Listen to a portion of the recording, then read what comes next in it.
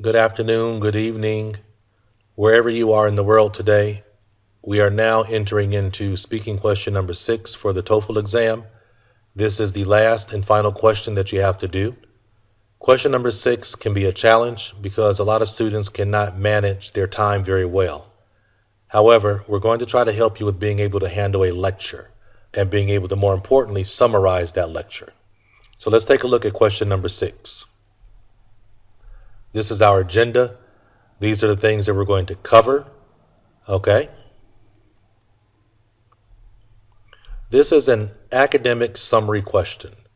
They call it integrated, but I really don't feel it's integrated. I think it's just purely a summary question. You have to listen to a short lecture and then be able to summarize that lecture. That's what they're testing here. That's a really true English, high-level English ability. To be able to listen to something and summarize it in a short amount of time and deliver a great response. These are the basics of question number 6, right? Summarizing, we already went over that. Sum it up and get to the point.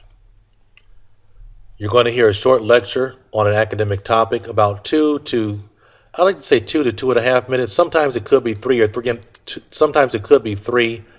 3.5 minutes, but normally is 2 to 2.5 minutes. You should take notes about the main idea and supporting details or examples.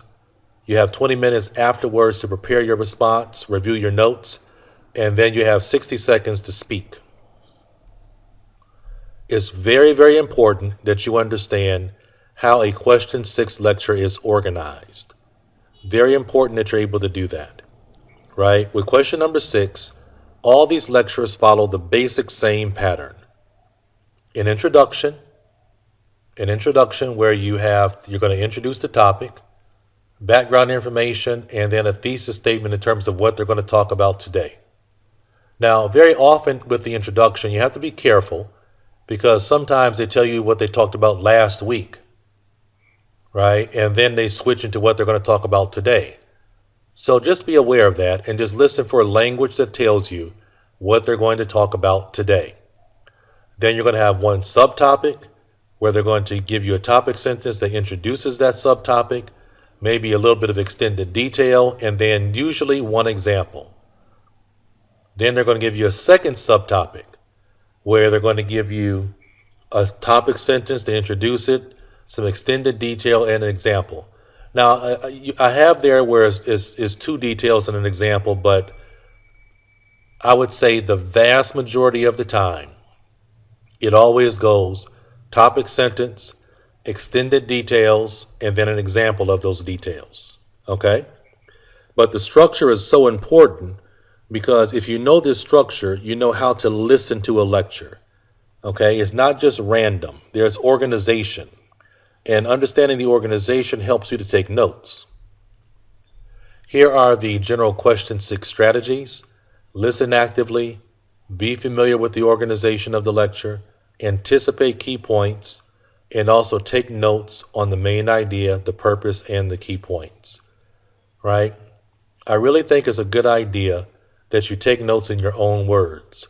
If you take notes in your own words, then you don't have to worry about paraphrasing when you deliver a response. All right, but the key thing for question number 6, 2 key things. Taking great organized notes, and secondly, being able to summarize that information. In terms of what gets you a low score in question 6, verbatim note reading. A lot of students try to just read their notes line by line by line by line, and they're not able to really create sentences on the essential information. Also, many students fail to give coherent answers because they have no organization and they're just trying to just rush information out of their mouth from paper. And that gives you an incoherent answer.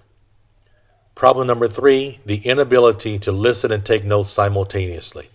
If you can't do that, you won't have good notes. And finally, poor time management. To increase your score, be direct, get rid of the unnecessary words, summarize details, and also use transitions. Because transitions help you find the content points, helps you find the main idea, the details, and the examples. Great. Now, in our next lecture, we're going to go over the note-taking strategy for question number 6. Thanks a lot, and I'll talk to you soon.